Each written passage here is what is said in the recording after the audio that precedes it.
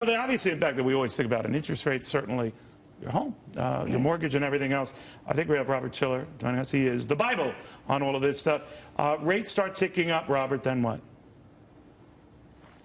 Well, I think it's very important to recognize that the 7 years of zero interest rates are almost unprecedented in history. We had it between 1933 and 1941. That's the only other time. So I think it looks like a historic move. People will be thinking about it. I think there's a risk that they will get out of this new normal mindset. But we don't know how they'll react. I think you have to wait and see and watch the kind of discussions. It's really generating a lot of talk now, and it could cause a major change in public opinion.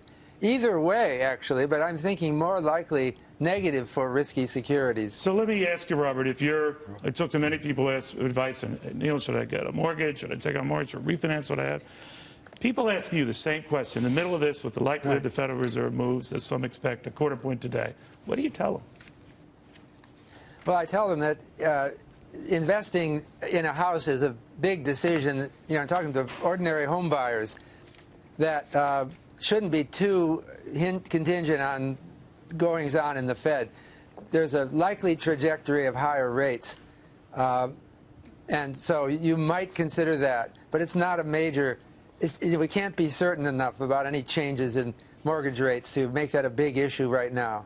See, that's not what I said. I just don't do it, but I guess that was probably not. You say don't do it? No, I don't know. Robert, give us a sense of what the 10.5% number today meant, if it means anything at all to you. And where is that housing recovery? The November housing starts at 10.5%. Where is the housing recovery that we've been waiting for the past 5 years? Well, the housing activity has been disappointing ever since the financial crisis.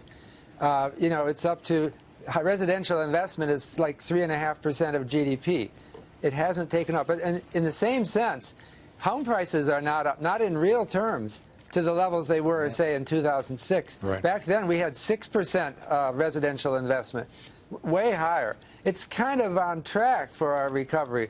You know, it's not horrible, but it's so what will be the impact of the Fed's likely decision today, Robert, on housing? Well, yeah, I think the decision to raise it by 25 basis points in itself is not important. It's the watershed event, the idea, this new normal. I call this the new normal boom. It's a bizarre stock market and other speculative market boom hinged on the fact that people think that we're Japan.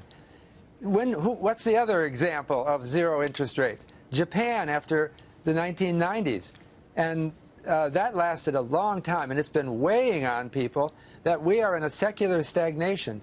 So I think this is the psychological impact of that is far more important, and it could be positive, that people think, well, we're coming back out of the new normal. Maybe some people will think that, especially if the interest rates increases continue. You know, you were mentioning that period, 33 to 41, the last similar cycle where we were kind of at this kind of ridiculously low rate environment. Now, we know what happened at 41, of course, thanks largely to a war, we started booming. Yeah. What happens now?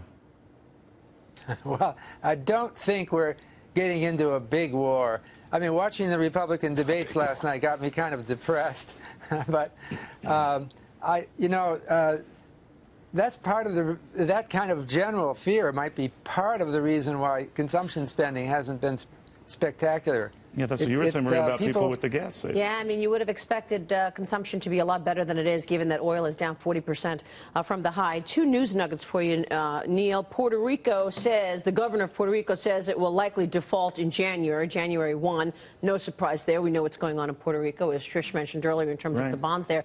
Secondly, oil. Down 40% from the highs. I think that's going to be the major conversation piece. That's what's changed in the last couple of months as the Federal Reserve has been, going back and forth on this interest rate move. And number three, Hillary Clinton is right now with Warren Buffett talking about raising taxes. Take that for 2016 You read my mind.